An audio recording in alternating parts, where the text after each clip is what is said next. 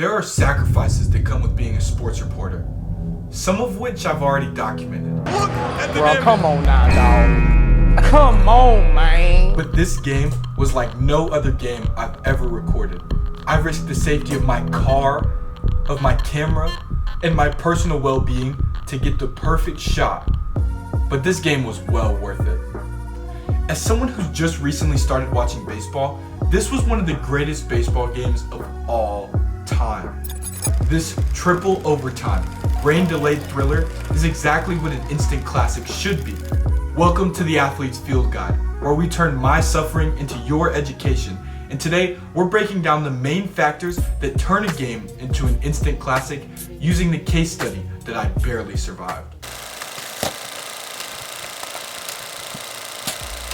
Make sure to leave a like and subscribe so I can keep fighting for my life out there. The first factor that turns a game into an instant classic is the stakes.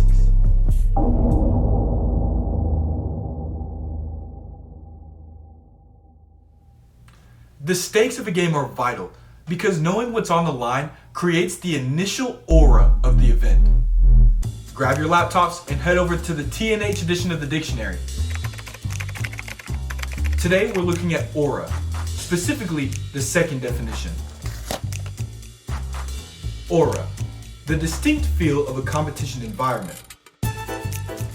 This is generated by external factors, large in-game moments, and the pre-existing relationship between both sides. Now, the playoff aura is very special. The aura of the postseason can't be attained in season. Listen, we got receipts. Alright, anyways, like I was saying, would you like to apologize to Tyson Ellison? I'm very sorry for thinking we're gonna win. I knew we were gonna lose, but sorry, Tyson.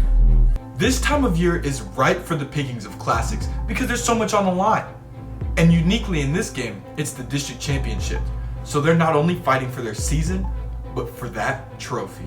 The stage was set and the aura was already there. Now, that playoff game aura only needed to be matched with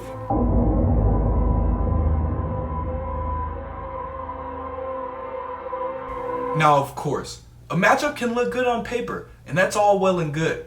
But if there's no highlights and the audience isn't enticed, that aura dissipates like that. And a classic becomes an average game. Have you ever sat on the bed, all excited for your Thursday night football game, only for the Panthers to not show up and underperform and not score any points? Yeah, I felt that a lot recently, actually. Thanks for asking.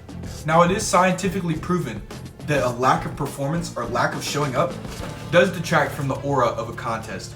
Tolton knew this, which is exactly why they start the game by putting 2 runs on the board.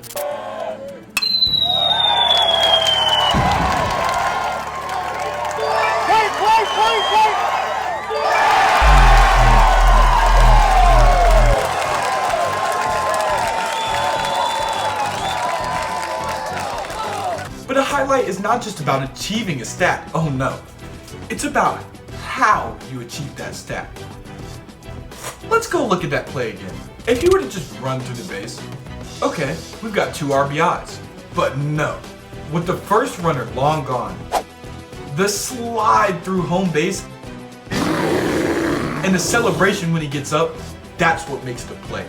That right there is a highlight, and it's reflected by the dugout. The whole dugout knows this is about to be on ESPN, KOMU top plays, and they come out to celebrate. Even old Mo is out there. Wait, who? Mo. Mental. See, Mo, he's a bit of a fair weather fan. Whichever direction the wind blows most recently, that's where you'll probably find him. He's about as finicky as Missouri weather. Momentum was clearly on Tolton's side early in the game, which is why Category 2 kept rising. Another 2-piece combo with the same guy executing the same slide. And between you and me, Misha the Show 25 better adjust some of these animations so we don't keep getting the same ones in these games. And after that, it's a party in the dugout. I mean, they're dancing in the dugout. They're dancing on home plate. They're even dancing on second place. And I didn't even know you did that in baseball.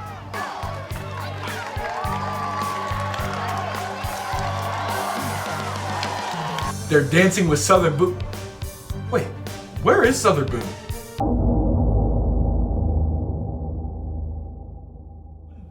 Now, right now, the score is 6-0.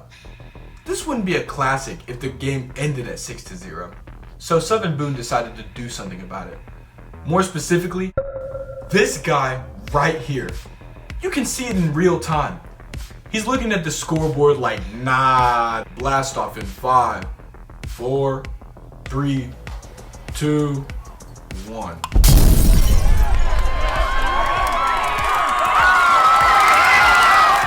I couldn't find the ball with my eyes or with the camera.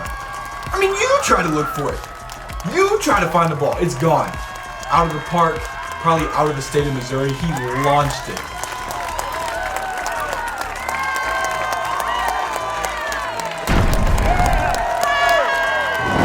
And for those who weren't aware, every comeback has an inciting incident.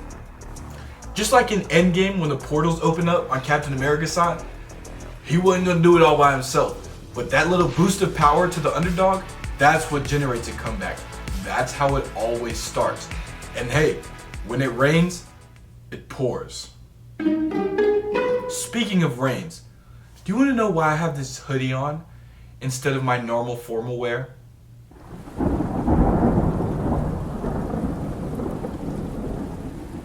Well, I call it the classic game condition. See, I was recording a game exactly like this because probably 3 feet of torrential downpour came. Like the stands were flooded. Obviously you can't play baseball during that time, so the game gets delayed. And you might be thinking, Tyson, why does a game delay make a game the greatest? Well, think about the 49ers and the Ravens Super Bowl when like electricity or whatever shut all the electricity down in the stadium. I mean, it makes it memorable. It's something you'll hold on to forever. So like, I'll always remember I was drenched coming back from the game. And like before I could even start editing, I had to put a towel in my seat because 3 feet of rain on me, and then we continued to play, even though it continued to rain.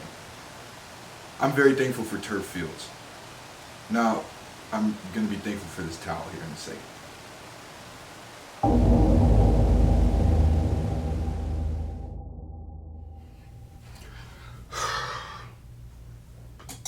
Now, every classic needs this moment, the end sequence.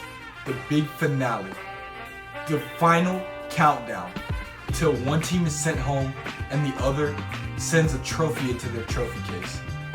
These two teams are tied 6-6, and neither team was willing to move an inch. It stayed 0-0 for 1 inning, then the next inning. Then the game ended. Regulation ends in 7 innings in baseball, but it stayed that way some more, thanks to some incredible highlights. Like, take Stretch Armstrong over here, for example. This dude went full perpendicular with his legs. If you go from cleat to cleat, he is parallel to the ground. Absolutely magnificent play. But the scoring drought kept going. Through regulation, through the first overtime, through the second overtime, I'm still making a puddle in my shoes and walking in a bigger puddle because the whole area is flooded. So it takes all the way until this point, the 10th inning, until we strike gold.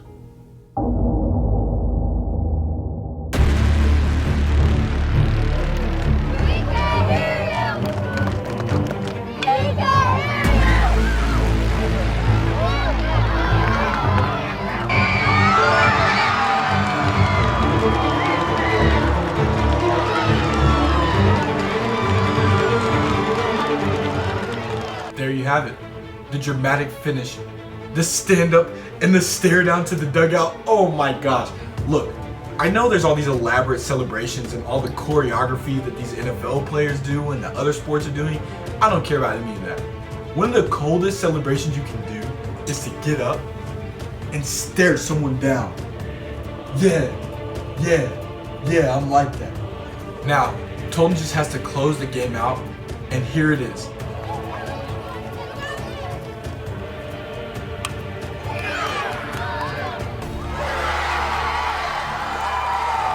Out number 3, and let the celebration ensue. You got everything a championship needs. the big dog pile in the center, the humongous celebration in the crowd, the one Stephon Diggs character walking past the celebration. I mean, you have it all. This is a classic. This is exactly how it's supposed to feel.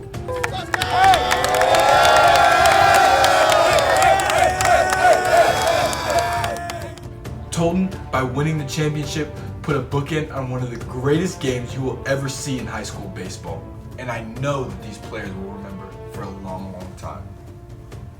That is what makes it a classic. Thanks for watching. Thanks for coming to class. I know the dress code changed last minute. It's just that rain was coming down.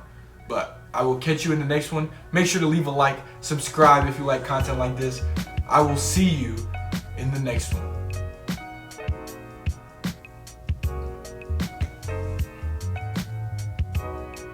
I can't leave the class till all the students are gone. It's a policy here at the school, so